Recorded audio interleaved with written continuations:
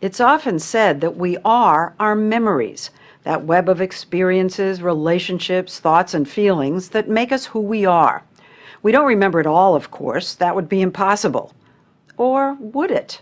There's been a discovery in the field of memory recently, so new you won't find it in any textbook, so hard to fathom, there are some who remain unconvinced. For the moment, the scientists studying it are simply calling it superior autobiographical memory. And unless you happen to know one of the handful of people discovered so far who have it, get ready to be amazed. The story will continue in a moment.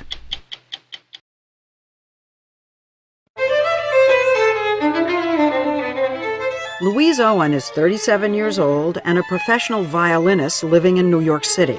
But she has another gift too, one that is far more rare. Let me give you a date.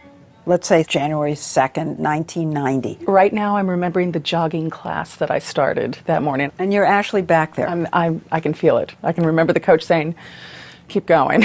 That was more than 20 years ago when she was 16, a date I picked completely at random, as I did this one. February 18th, 1988. 1988.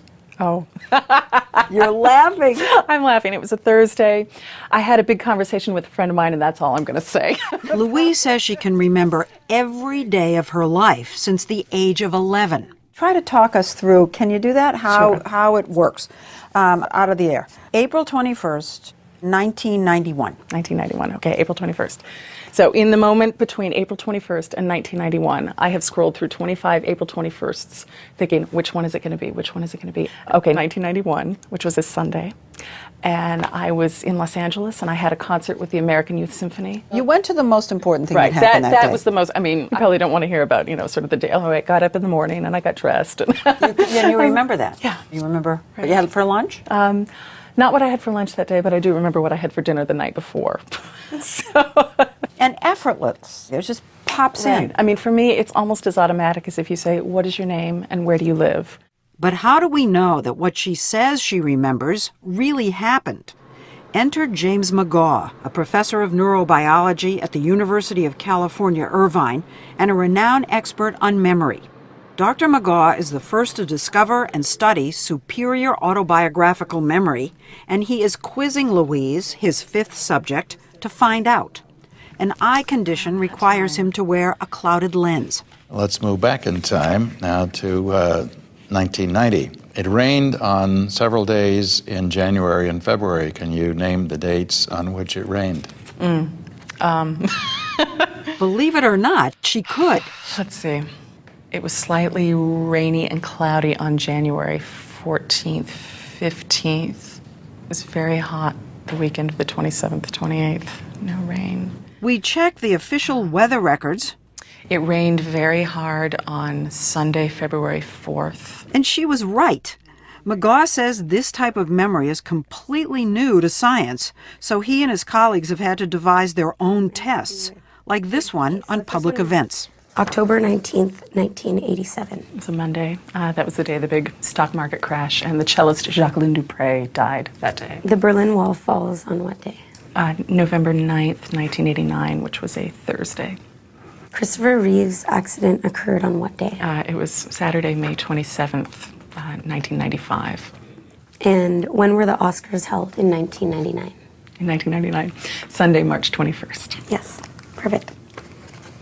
I went to a fabulous Oscar party that day. Because these people remember things that you and I couldn't possibly remember. And they're not memorizing, there's no trick. They can do with their memories what you and I can do about yesterday. And they can do it every day. And they can do it every day. And when I ask what goes on in your brain, what goes on in your mind, they give the very unsatisfying response, I just see it. It's just there. The first person ever identified with this ability is Jill Price, who says she feels haunted by the never-ending stream of memories and hasn't wanted to meet any of the others. 40 tomorrow with a chance of snow or rain. Next was Brad Williams, a radio news anchor and reporter from La Crosse, Wisconsin, who isn't bothered by his memory. He says it comes in handy at work and playing trivia games. I would get 6,000, 7,000 points. Everybody else would get 1,000 points. third was Rick Barron from Cleveland. Do you remember every movie you've ever seen? Sure. And you remember when lots of television shows started? Anything. Movie. 60 Minutes? Tuesday, September 24th, 68. The first Sunday show was September 19th, 71. August 1st, 1974. Thursday. Why do you know that? Well, that's my most memorable August 1st. And Bob Petrella, I moved to LA that year. a TV producer and writer who serves as the collective memory and sometimes the evening entertainment for his friends. 1996, April 27th, which was a Saturday. It was a Tuesday. No, April 27th, 96. Chart? No, oh, I'm in 93. See? It was a Saturday. Everybody You're right. else can't remember anything as getting older. I have an almanac and I'm wrong. I must confess that when I first heard about this research, what surprised me was not that this condition existed, but that it was considered so rare. That's because it sounded like a description of a friend of mine, the actress Mary Lou Henner, the star of the hit TV show Taxi. She lives with her husband and two sons from a prior marriage in Los Angeles. Hey, Mom, what day was Valentine's Day in 79? In 1979, it was a Wednesday. And you're right. How do you know, you've lived with me your entire Yeah, but life. you've never explained how you do that. I don't do it. I just see it. You and I have known each other 25 years. I can rattle off almost every single time I've seen you. Do you remember when we went to Oriole, the restaurant? That was 93. Oh my gosh. That was Oh June my- 1st, the Tuesday. And what did we eat? I had the salmon because She even remembers what day she first wore many of the shoes in her large and well-organized closet. Like these shoes, I wore them the first time I wore them October 18th, 2007. These I wore on April the 21st of this year, so that was a Tuesday. These shoes I got a long time ago. It sure seemed like superior autobiographical memory to me. 1982. I got them on April the 9th, so that was a Friday of 1982. We put Mary Lou in touch with Dr. McGaw. Hi, so nice to meet you. I'm Jim. To have her memory officially put to the test. There was a session in his office. You know when John Lennon was killed? Yes, that was December 8th, 1980, and that was a Monday. A round of standard memory tests. Go ahead and put them in the order that they were presented to you. The public events quiz. Delta Airline Flight 191 crashes near Dallas, Texas. Oh, I know exactly when that happened because all of a sudden I was at it was August the 2nd of 1985. It was a Friday. After 7 hours of grilling, October 1st, 8th, 15th, 22nd. McGaw and his collaborator, neuroscientist Larry Cahill, officially anointed Mary Lou Henner Superior Autobiographical Memory Subject number 6. Extremely impressive.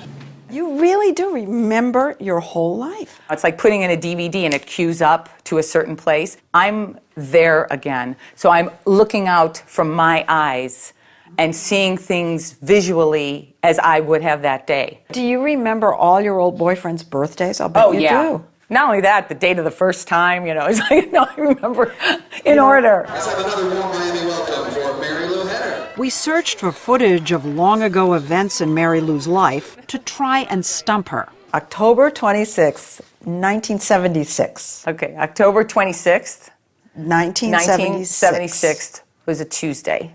Oh, I went to shoot a Ring Around the Collar commercial in Venice, Italy, and you saw a 2.5 mood shot of Venice, and then a gondolier singing, "Of love I sing, tra-la-la-la, for you got ring around the collar."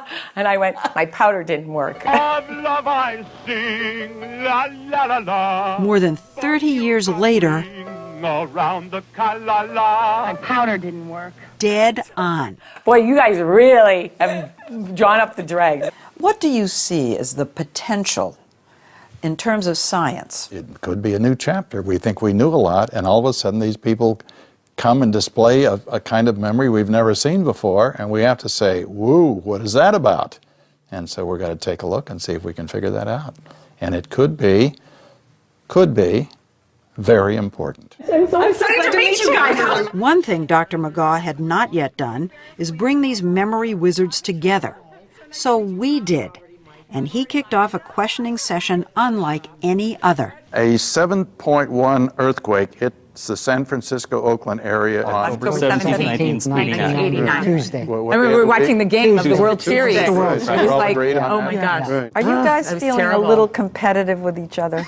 No. Well, I want to make sure that I'm not the dunce here. No, I know. I got to keep up. When they tell you they know, are they always correct? I would say over 99% of the time, if not 100% of the time. If they tell you something and you can check it, they're right. I've almost given up looking now because, okay, they're right. People go, okay, what's the trick? Yeah, Or what's exactly, that's what you get a lot. They seem to relish the chance finally to compare notes. Do you guys ever get ticked at someone and it's something you consider monumental, and for them it's monumental, and then you bring it up and they go, well, I don't remember that. It's like, how can you forget that? You know what I love when people get so flattered, like they go, wow, I must have really made an impression on you. And I go, no. Does it ever freak anybody out? People misunderstand it a lot of times. They think it's photographic. They think it's autistic. You know, Yeah. they call you Rain Man. And I'll just go along with it. I'll say, yeah, definitely Friday, stuff like that. It was a question we had. Are they autistic? Are they anything like savants? Well, I guess the answer is yes and no. They're not people who have an extraordinary ability but can't tie their shoe. And that's part of what I think makes this at least so interesting for me, is that you have this really remarkable ability in a person who is otherwise pretty darn normal. But what exactly does normal mean when you remember every day of your life? When everything good and everything bad that's ever happened to you is right there, instantly accessible. When you look back at painful memories, is it just as raw? Sometimes it'll be as though it happened yesterday. Sometimes it's as though it happened last week. Just the mention of a sad day, like the one in 1986, when Louise learned she'd have to change schools, and she relives it emotionally. I felt like my whole world was collapsing. And you say that, and it's like all of a sudden, I feel like this really heartbroken little 13-year-old all over again. You feel But it? I do feel it. Vivid. Yeah. Awful. Yeah. Is your heart? I mean, my heart is actually pounding right now. telling me. She says her memory is a gift, but there are definitely downsides. Sometimes having this sort of extreme memory can be a very isolating sort of thing. There are times when I feel like I'm fluent in a language that nobody else speaks, or that I'm walking around and everybody else has amnesia. Are there still skeptics in your field who know what you're up to and just... Yes, science is based on skepticism. And so, yes, there are skeptics. I suppose if I had not met these people and tested them, I would be a skeptic. My answer to that is, come on over for a day, I'll let you meet a few of them. And I'd like to see how many of them walk away and say, well, it's not a big deal. No, it is a big deal, and we need to figure out what it's all about. Come on in. And that work is already underway. Dr. McGaw is doing MRI scans of all the subjects, searching for clues that might be hidden in the structure of their brains. You all right there? Yeah. Okay, here we go. Preliminary results from the MRIs are in, and the findings are tantalizing and unexpected. We'll tell you about that and what this kind of memory has meant for their relationships when we come back.